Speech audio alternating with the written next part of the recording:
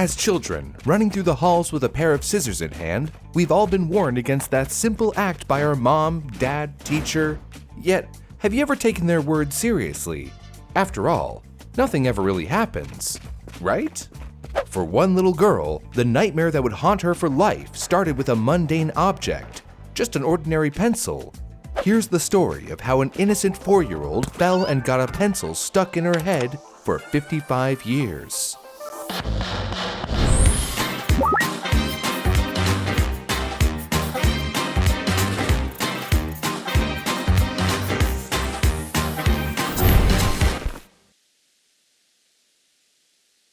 Let's get into it.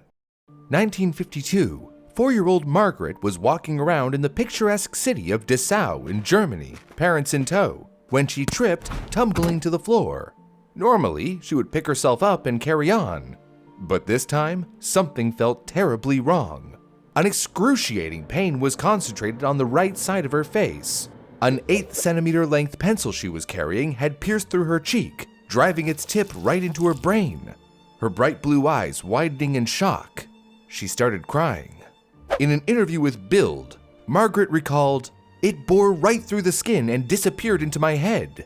It was incredibly painful." She was immediately rushed to the hospital, pencil still in cheek. Her parents hoped it could be removed, but they were faced with the reality. Surgery would be next to impossible. The medical technology that would allow the safe removal of the pencil without damaging the brain tissue didn't exist. Luckily, the pencil had missed the aorta, a vital artery, and the optical nerve by only millimeters, so she was able to survive. Medical staff treated the wounds. However, they had no choice but to decide the pencil had to stay. No doctor at the time dared to operate, fearing for the little girl's life. As time passed, the pencil, now invisible from the outside as the wound in her cheek recovered, began to show its effects. Margaret was suffering from chronic pain, nosebleeds, and eventually started losing her sense of smell. She was beginning to think there was no end in sight to her horror story. Margaret had to live for 55 long years with the pencil fully embedded in her brain, along with all the side effects that came with it. During the years, life went on. She became a math teacher and also found love on a beautiful summer evening in 1985, where she met Hans-Ulrich Wegner, a renowned boxing coach. Their love story began when Uli was on vacation with friends at the Goren seaside. The group was at a disco when he saw the woman who had eyes that pierced, none other than Margaret. He asked her for a dance, and when Margaret obliged and got up from her seat, was taken aback by her height, as she was a foot taller than him.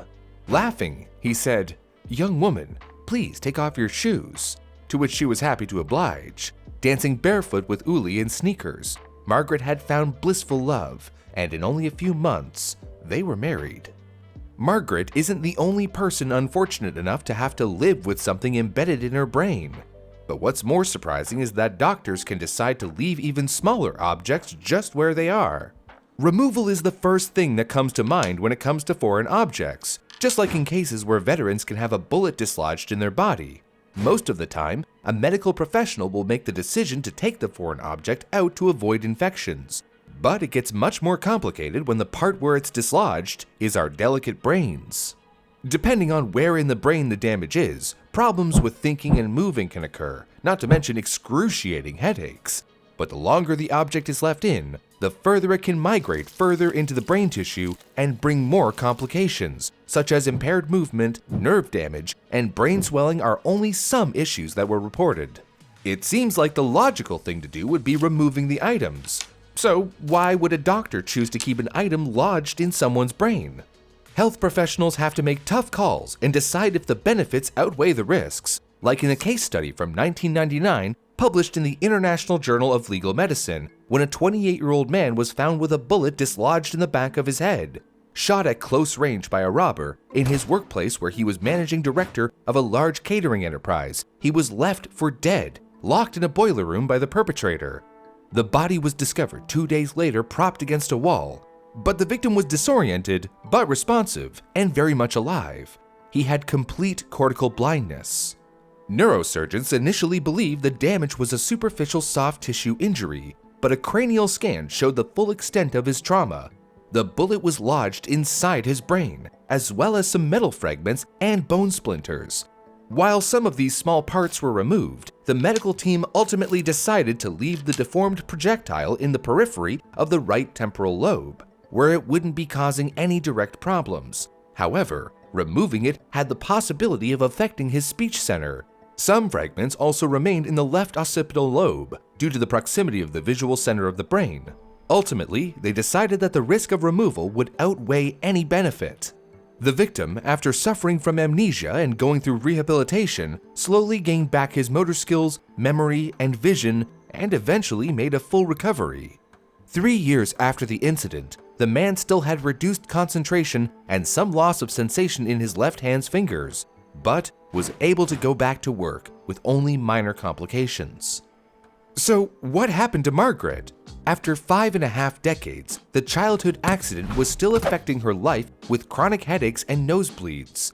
As she grew, the pencil had shifted from its original location, but Dr. Hans Beerbohm, an ENT specialist at a Berlin General Hospital, was able to determine the exact location of the pencil through a CT scan. The doctor found Margaret's case unique, as the trauma had happened so long ago, and while Margaret was ready to end the pain she was suffering from and finally live a normal life, she was nervous. She later said, "I couldn't sleep the night before the operation. I was afraid I hadn't sorted out all my affairs. I wrote letters to my relatives." The procedure also had the risk of her going blind, as the pencil was so close to her optic nerve. However, Dr. Beerbohm's expertise in brain surgery for gunshot victims, as well as pulling out glass shards from people who had gone through traffic accidents, proved successful. It was a difficult procedure, but with perfect precision, Dr. Beerbohm removed a 6 cm long piece of pencil, while having to leave in the 2 cm tip that was embedded firmly into the brain matter that had grown around it, making it too risky. However, the section remaining lodged into the brain did not pose a danger.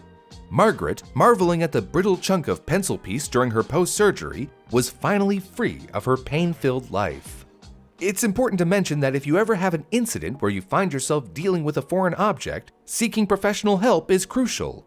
Taking matters into your own hands might seem tempting, but doing so could lead to devastating complications, including severe blood loss, nerve damage, and irreparable harm to tissues. Thankfully, Margaret's future looks bright and filled with wonderful scents, according to Dr. Beerbohm, who gave her a clean bill of health. At the end of the day, our bodies are resilient and can pull through even the right amount of stress. Based on our last video, we put a poll on Twitter asking, do you prefer wired or wireless earphones? It was really close, with both sides having good arguments such as wireless because I hate my wired earbuds constantly getting tangled, and wired because I can't be bothered to remember to charge them. But in the end, wireless barely came in on top, which could be concerning, seeing as they're literally blowing up in people's ears. Click the video on your screen to find out more.